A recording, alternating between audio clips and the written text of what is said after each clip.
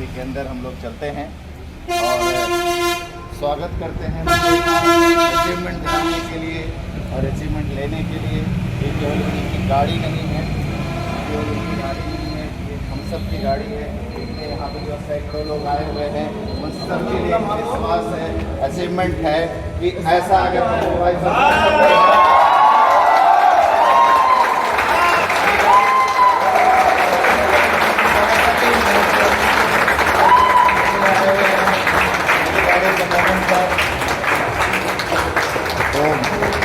समय आ गया, सब जोरदार तालियों से गाड़ी नहीं है, मात्र 10 लाख का वैल्यू नहीं है, सपना है कि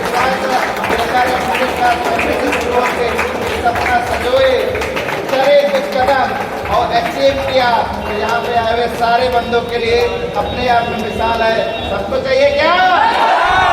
मजा आ रहा है? बहुत सारे लोग ऐसे भी आए होंगे जो आज तक ये सोचते होंगे कि गाड़ियां आती है, सक्सेस मिलता है, नहीं मिलता है, लेकिन यहाँ पे आने के बाद जो आज उनका विश्वास है, खुद में एक विश्वास लगा है, अगर पप्पू भाई कर सकते हैं, then I can also do it. Yes or no? और हम लोग जल्दी ही STM के छात्र रहे। STM में एक लाइन, फेवरेट लाइन रही 3 दिन की, ये हो सकता है मैं, ये हो सकता है और मैं, एवरीथिंग इज पॉसिबल। उसी का नतीजा है STM से आते ही के बाद से ही उन्होंने, पप्पू भाई ने वहाँ पे पहले से अनाउंसमेंट किया था। और ये देखिए ऊपर है भाई, मूल ग्रुप करने जा रहा है कि लड़के अभी दुल्हन का घूंघट हटने वाला है। सब पैसे तालियों का गड़गड़ाहट कम ना होने में है कि चिल्ला के बोलोगे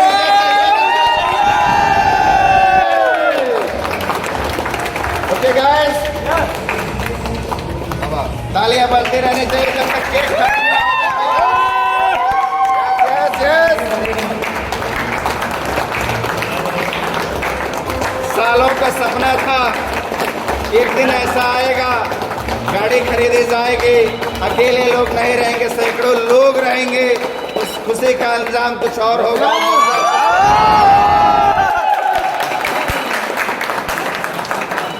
फीलिंग्स, भावनाएं कहाँ मिलता है? केवल इस इंडस्ट्री में सफल हो सकते हैं। और स्पेशली वेस्टीज मैनेजमेंट का बहुत बड़ा योगदान है कि एक नॉर्मल से मिडिल क्लास फैमिली के लोग भी सपने देखते हैं और यहाँ पे पूरा। साथ ही साथ हमारे बीच गुरुदेव हैं, अमरपाल सर के लिए एक बार ताली चाहेंगे। डायरेक्शंस में आज मेरा ख्याल है 15वीं 16वीं गाड़ी है कि जहां पे लोग सपने देखे और सपने पूरे किए हैं। और बेरे हुंडई का भी बहुत बहुत धन्यवाद कि हर दूसरे तीसरे महीने एक केक मिलता है, सेलिब्रेशन मिलता है, इनका सहयोग मिलता है रेगुलर।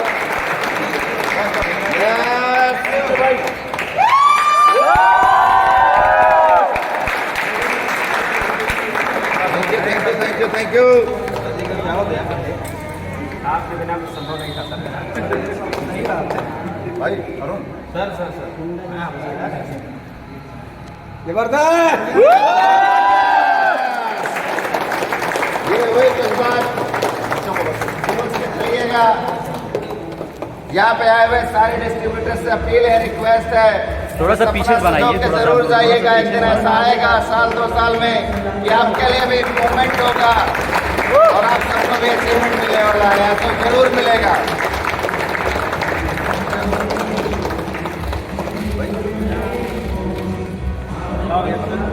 बेटा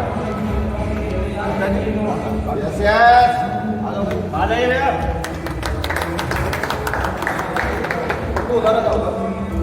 बेटा इधर फोटो हो जाए भाई, पहले उसके बाद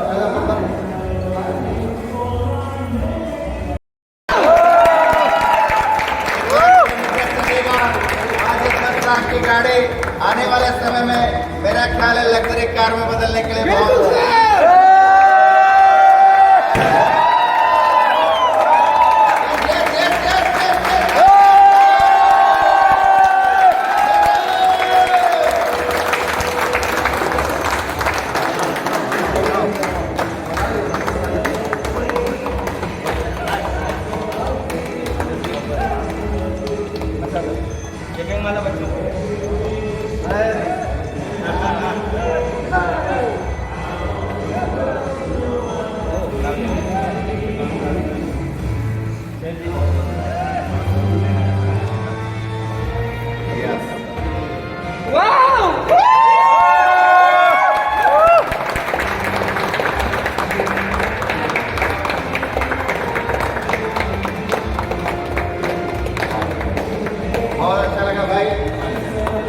बोला कम से कम चेक होना चाहिए इससे।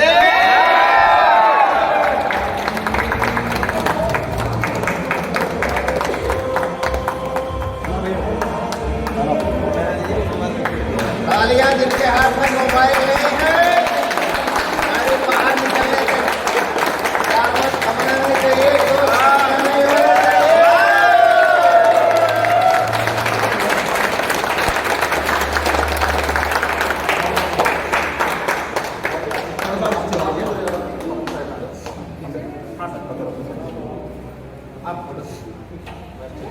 नहीं कार दिखना चाहिए, जोरदार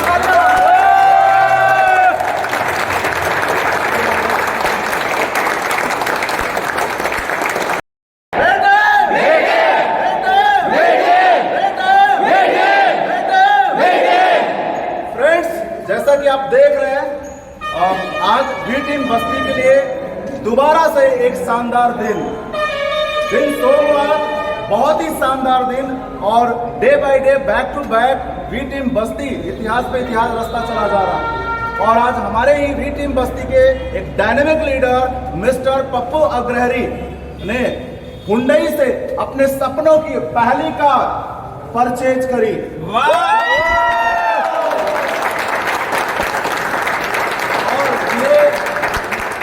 टीम बस्ती के अंदर जहां तक मेरी जानकारी है 17वीं या 16वीं गाड़ी है। तो बैक टू बैक टीम बस्ती के अंदर हमारे बहुत सारे लीडर्स अपने सपनों को पूरा करते चले जा रहे हैं। आइए जानते हैं पप्पू अग्रहरी जी से कि आज उन्होंने जो अपना सपना पूरा किया है उनको कैसा फील हो रहा है। सो पप्पू भाई, good morning sir. Good morning. Good morning. Good morning. तो आज ऐसा फीलिंग हो रहा है जैसे लग रहा है कुछ नई चीज मिला हो, और बहुत दिनों से खो गया था, आज मैं पा गया।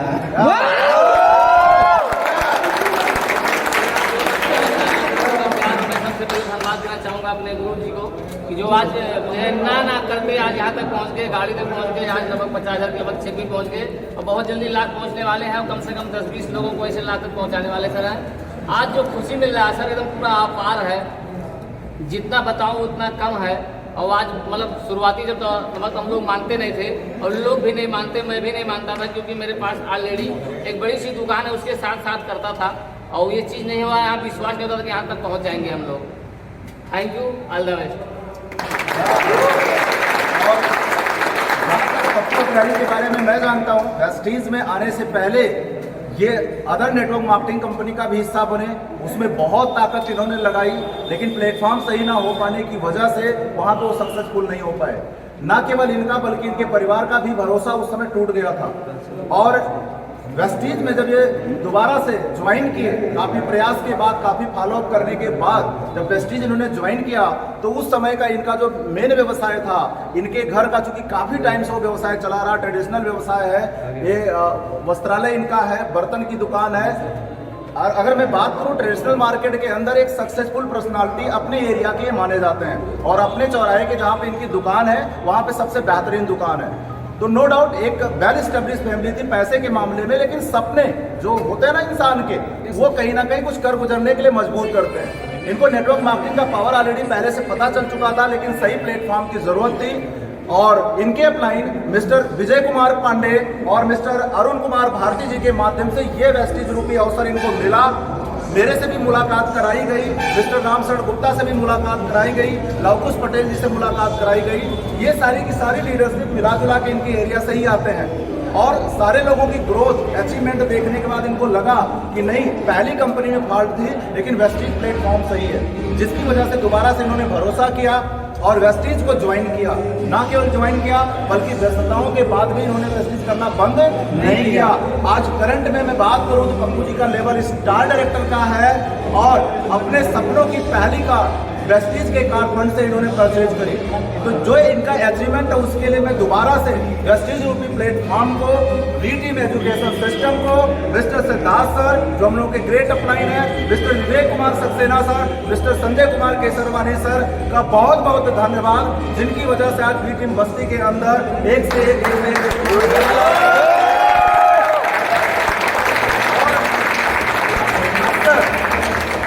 अपनी कंपनी के जो मालिक एक चीज बोलते हैं, सोचने की ये सोच गांव के के लेवल पे भी पैदा हो चुका है। और पप्पू भाई अगर बात करूं तो गांव से ही आते हैं और इन्होंने सफर की शुरुआत करी थी। भाई आपकी पहली चक्की कितने की आई थी? 27 रुपए की पप्पू जी की पहली चक्की। हाईएस्ट पे आउट यहाँ से कितना ले चुके हैं आप? 41,000 प्लस।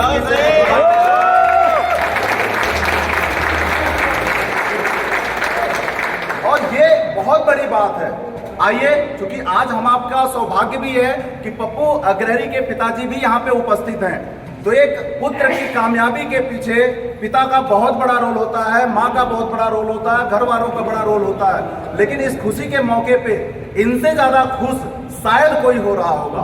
हम लोग तो बेहद खुश हैं, लेकिन जो इनके अंदर है वो हम लोग जानते हैं कि एक पिता के तौर पे पुत्र की सफलता मिलने के बाद पिता क्या फील कर रहा है, आज इनको कैसा लग रहा है। कुछ उपा जी आप लोगों को बताएं, कैसा लग रहा था? बढ़िया लग रहा है बहुत देखकर। आप अपने पुत्र पे जो एक बार पिछली कंपनी की वजह से आप विश्वास हो गया था, एक बार निराशा आ गई थी, अब कैसा लग रहा है? अब तो बहुत बढ़िया लग रहा है। बहुत बढ़िया। सही लग रहा है, लग गया। चलिए पप्पू जी के पिताजी के लिए एक जोरदार तालियां।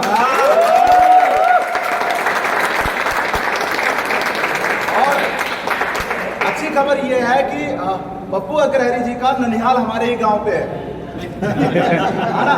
तो ये बचपन से वहां पे रहा है, हम लोगों के सामने पला बढ़ा। लेकिन एक बाप के तौर पे तो इनके पिताजी को खुशी है, लेकिन एक मुखिया के तौर पे बी टीम बस्ती का मेन लीडर होने के तौर पे हमें भी बहुत ज़्यादा खुशी है। और हर उस गुरु को खुशी होता है जब उसके बताए गए रास्ते पर उसके बच्चे चल के कीर्तिमान स्थापित करते हैं।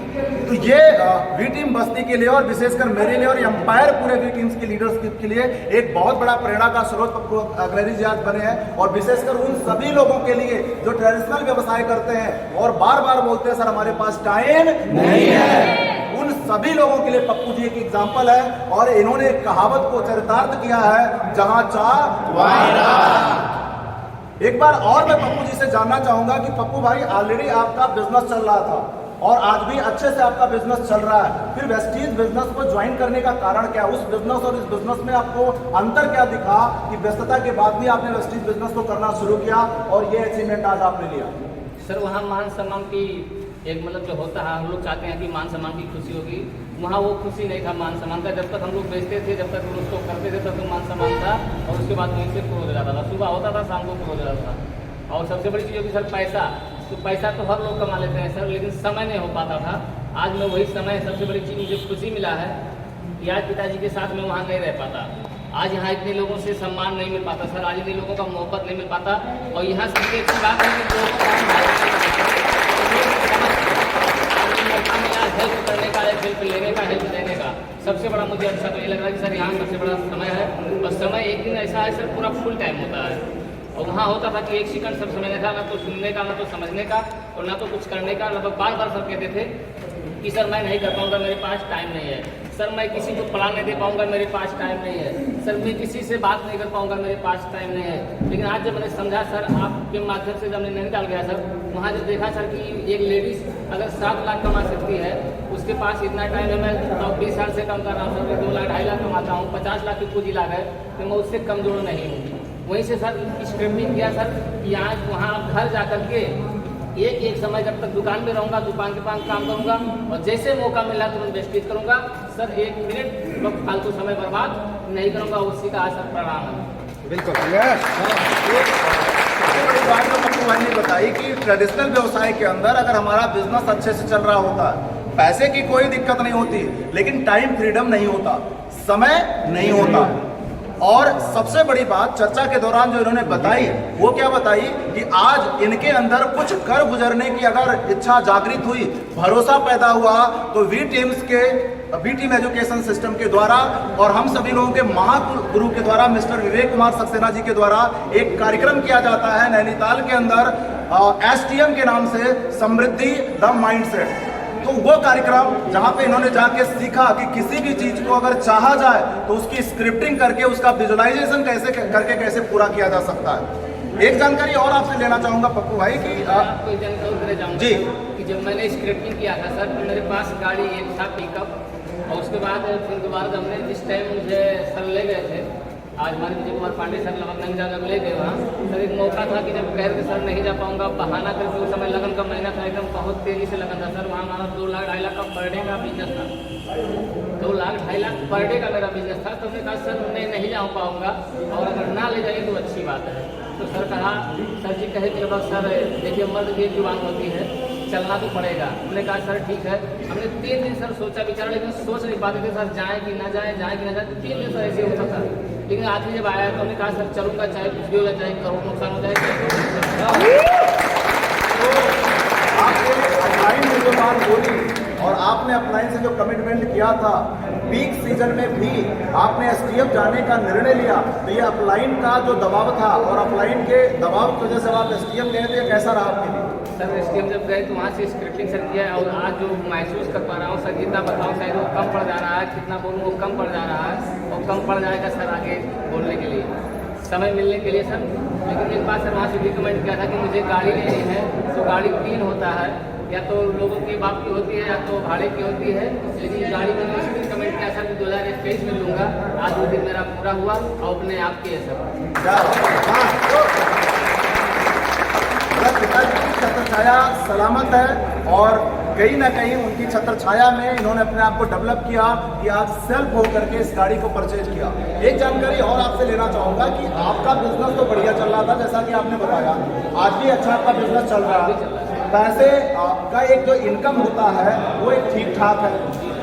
तो वहाँ की इनकम में और वेस्टीज बिजनेस के इनकम में क्या अंतर लगा, जिसकी वजह से उसके साथ साथ आपने वेस्टीज करना शुरू किया? वहाँ अंतर यही लगा कि जो हमारी बिजनेस है, हमारी एरिया में 2-4 से 10 किलोमीटर चलेगा, और वेस्टीज की वो पावर है कि पूरे इलाका के अंदर आप खा सकते हो। अगर चाहो करोड़ों कमाने का तो भी मौका यहाँ पे है, तो कमा सकते हो।